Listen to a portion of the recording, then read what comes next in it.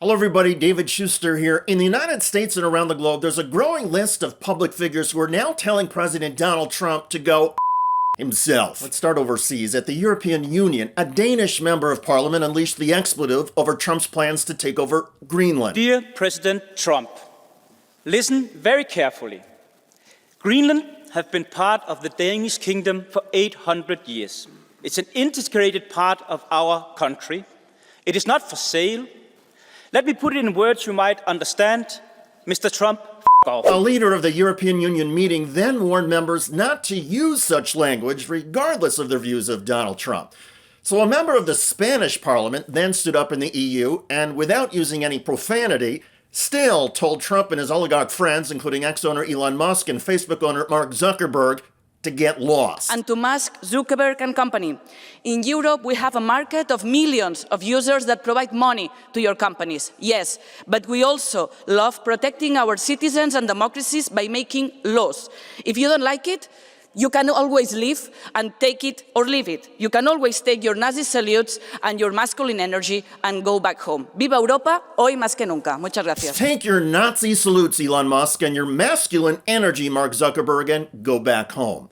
Political analysts and observers across Europe say the antics of Trump and his friends have been even more alarming than many Europeans had anticipated. Back here in the United States, the shock is still reverberating over the totality of Donald Trump's January 6 pardons. Most lawmakers expected President Trump to pardon more than 1,000 January 6 rioters convicted of nonviolent offenses, but Trump added another 400 to the pardon list who had been convicted of assaulting police and violence. The disgust among Democrats and many Republicans has been intense, and countless police officers who defended the Capitol on January the 6th are speaking out. You may recall D.C. police officer Daniel Hodges. And as he was being attacked, one rioter ripped off Officer Hodges' gas mask. Another hit him in the head with his own baton. One tried to gouge one of his eyes out. When you saw that Trump pardoned all of these people, virtually everyone who was charged and convicted, even those who still have their cases ongoing, even those who pleaded guilty, just what went through your mind? I mean, it wasn't a surprise. This is what Trump campaigned on. The die was cast for this on November 5th, right? So this is what the people voted for. And even though it wasn't a surprise, it still hurt to see because these people were violent insurrectionists. They brutally attacked me and my colleagues. They wanted to stop the peaceful transfer of power. I don't see why so many of them would deserve a pardon. One of the pardon recipients is Stewart Rhodes, founder of the far-right anti-government militia, the Oath Keepers. Rhodes helped organize and coordinate the January 6 riot and brought firearms and tactical gear to the attempted insurrection. Rhodes was convicted of seditious conspiracy and evidence tampering and was sentenced to 18 years in prison. Upon his pardon and release, Rhodes said that he and the other January 6 participants had done nothing wrong. A video clip was played on CNN during an interview with January 6 police officer Michael Fanone, who was assaulted by several rioters. First, here's the comment from Oath Keeper founder Stewart Rhodes. Any regrets? No, I don't, because we did the right thing. We were there to protect Trump supporters from Antifa. We were there to protect and secure 2 permitted events on Capitol grounds where members of Congress were going to speak. The guys that went inside, they're not committing the crimes. In fact, they help people. They help the police and help the people out. He says he has no regrets. What do you say, Michael? Yeah, I mean, this is what I would say to Stewart Rhodes. Go yourself. Okay. You're a liar. We didn't obviously get to beep that word out, but obviously this is personal to you, Michael. This is very personal to you. Have you been getting any threats? You talked about safety. You worried for your safety and for your family. Have you been getting any direct threats? I never stopped getting threats. I mean, my family, the threats have never stopped. I didn't even make it through my congressional testimony during the Select Committee hearing before I received my first threat. Fanone says that in recent months, the threats, including swatting, have been directed at Fanone's own elderly mother. So the outrage among Fanone and other police officers at the Donald Trump pardons is understandable. And the anger at Trump's actions seems to be penetrating perhaps even deeper than Donald Trump had expected.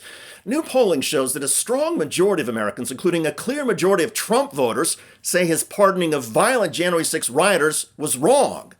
President Trump has responded to the assertions that he is anti-cop by pointing out he has also pardoned a few police officers accused of violence in a separate case. But when describing that case involving the killing of an unarmed black man, President Trump has gotten the facts wrong. Or to be more blunt about it, President Trump has lied. Donald Trump's fabrications on a whole host of issues have clearly struck a nerve.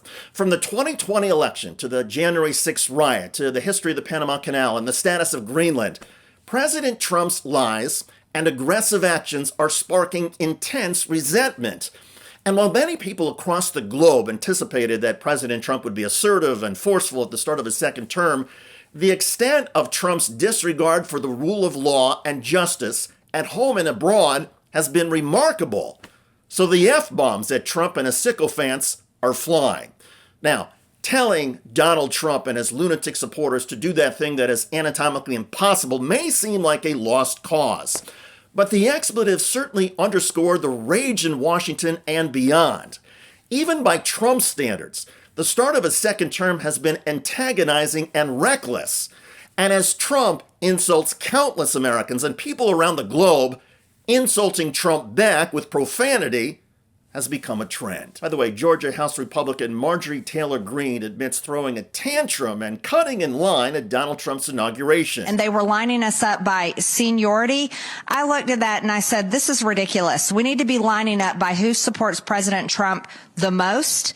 And that is, I said, that's me. And I went to the front of the line, and Marcy Kaptur happened to be standing there. And I told her, I said, look, you voted to impeach President Trump, so I'm going in front of you. And every single one of those Democrats, they did not belong in that inauguration. They voted to impeach President Trump. They wanted to lock him up for the rest of his life. They wanted to destroy his family, destroy their businesses, and they did destroy this country for 4 years. So I was sick of them. I was like, I don't care about your seniority. I'm taking it away, and I'm going to the front of the line. The reaction to Greene was interesting as well.